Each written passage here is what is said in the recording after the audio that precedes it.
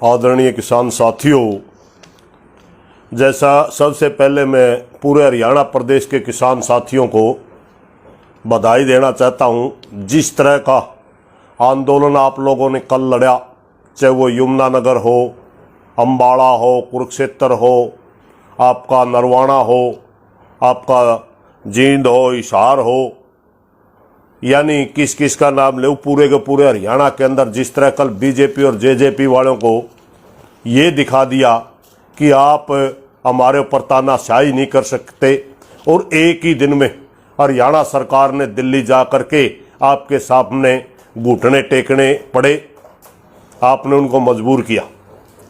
इसी के तहत हमारे इस कल के प्रोग्राम के लिए दो मुख्य मांगे थी, एक बाजरा की खरीद शुरू हो और एक धान की खरीद शुरू हो।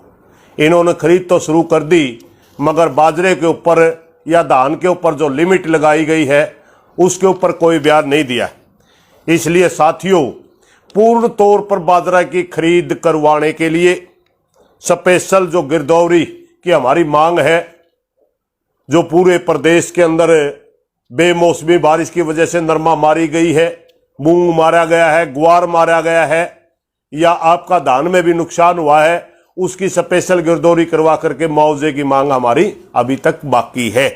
इसलिए आप लोगों से प्रार्थना है, हमने कल इसलिए वो धरने वापस लिए थे कि चलो ठीक है, अभी धान की खरीद या बाजरे की खरीद शुरू हो रही है, मगर एक नजर बनाए रखनी है। हमने जो 600 रुपए का इन लोगों ने कहा कि हम बाजरे के अंदर भावांतर देंगे, वो स्वीकार नहीं करना है साथियों, क्योंकि अभी पूरे हरियाणा के अंदर बाजार के भाव बाजरे के 1350 और 1400 रुपए के हिसाब से बिक रहे, और जब ये लोग खरीद से बाहर चले जाएंगे, भावांतर की स्कीम लागू हो जाएगी, तो स्वाभाविक है 100-200 रुपये रेट और डाउन आ जाएगा, यानी बाजरा 1200, 1250, ज्यादा से ज्यादा 1300 रुपये बिकेगा, जो कि एक प्रति क्विंटल के हिसाब से 2250 रुपये जो बाजरे का एमएसपी है, उससे 800 से लेकर के 1000 रुपये तक का घाटा हो जाएगा। इसलिए साथियों, अगर ये 600 रुपये भावांतर के तहत देते हैं तो सीधा सीधा किसान को 400 और 450 रुपये प्रति क्विंटल का घाटा है। इसलिए हमने स्कीम स्वीकार नहीं करनी है। इसके लिए पूरे बाजरे की खरीद के लिए हमने लड़ना है। दूसरा, हमने स्पेशल गिरदौरी का मात्रीय बयान दे देते। पिछली बार भी ये हुआ, उससे पिछली बार भी ये हुआ, 2 बयान इनके सिर्फ बयान बन के रह गए। इसलिए मेरी पूरे हरियाणा प्रदेश के किसानों से एक प्रार्थना है, कृपया अपने गांव में कमेटी बनाएं और वो कमेटी देखे कि पटवारी के पास क्या गिरदौरी का लेटर आया है, नहीं आया है, और वो गिरदौरी कितने % गांव की दिखा रहा है। अगर किसी पटवारी ने 25% से कम नुकसान दिखाया तो समझे आपको मुआवजा नहीं मिलेगा। अगर 25 से 50 तक का नॉर्म है तो मुआवजा कम मिलेगा। 50 से 75 का अलग नॉर्म है, 75 से 100 का अलग नॉर्म है। इसलिए मेरी सभी प्रदेश के किसानों से प्रार्थना है, अपने अपने पटवारी से मिलकर के सही मुआवजा लेने के लिए अपनी कमेटी बना करके पटवारी के ऊपर नजर रखें और अपने गांव की सही गिरदौरी करवाएं।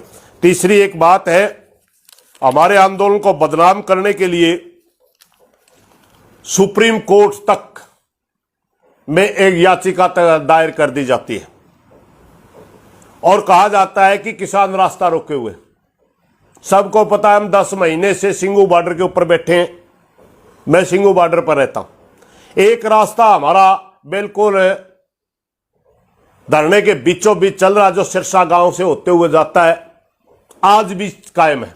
दूसरा रास्ता दिल्ली पुलिस ने रोका है, हमने उसके ऊपर एक भी ट्रैली नहीं खड़ी, हमारी एक भी हमारा तंबू नहीं है, वो पूरी तरह टूटा हुआ है। 20 और 22-25 फुट का चौड़ा रोड है।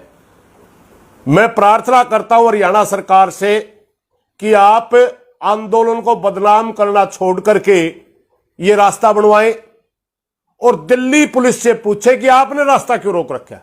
वो रास्ता परली साइड से भी खुला है, वो रास्ता उरली साइड से भी खुला है, धरने के बिल्कुल बराबर से जा रहा है, और उसके अंदर कोई किसान नहीं बैठा है।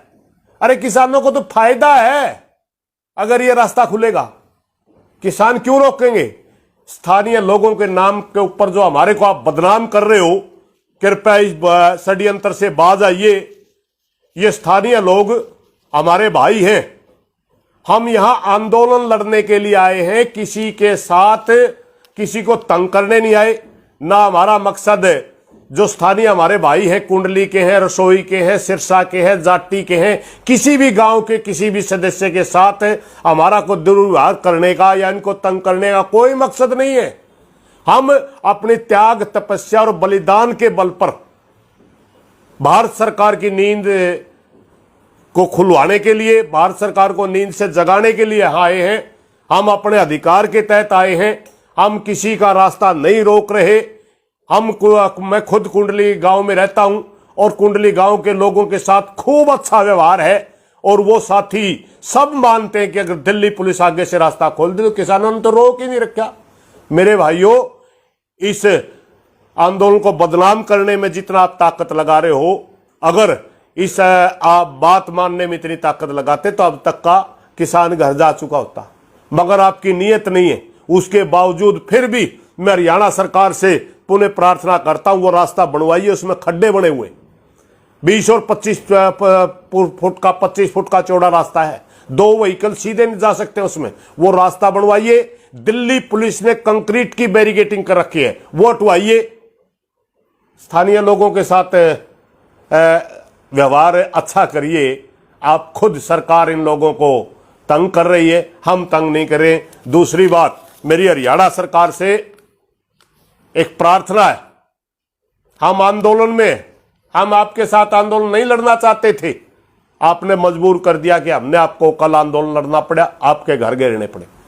आप 2013 का भूमि संशोधन जो बिल है, जो संशोधन लेकर के आए हैं, उसके भी किसान खिलाफ है, वो भी हमें आंदोलन लड़ना पड़ेगा। बाजरे की खरीद के लिए हमें आंदोलन लड़ना पड़ेगा।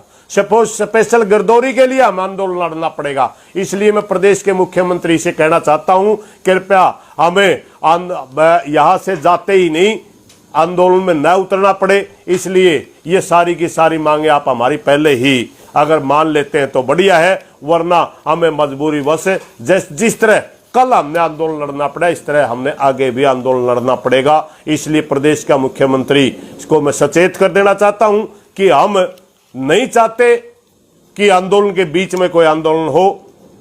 पूरे देश का किसान हमारे से उम्मीद नहीं करता, क्योंकि हरियाणा के अंदर सभी धरने हैं। सभी साथी हमारे से प्रार्थना करते हैं कि आप आंदोलन के बीच में आंदोलन ना करें। इसलिए हरियाणा सरकार हमारे को आंदोलन के बीच में आंदोलन करने के लिए मजबूर ना करें। जो आप संशोधन विधानसभा में लेकर के आए उसको भी वापिस लें, बाजरे की पूरी खरीद करें और स्पेशल गिरदौरी करवा करके पूरे प्रदेश के किसानों को मुआवजा दें। धन्यवाद।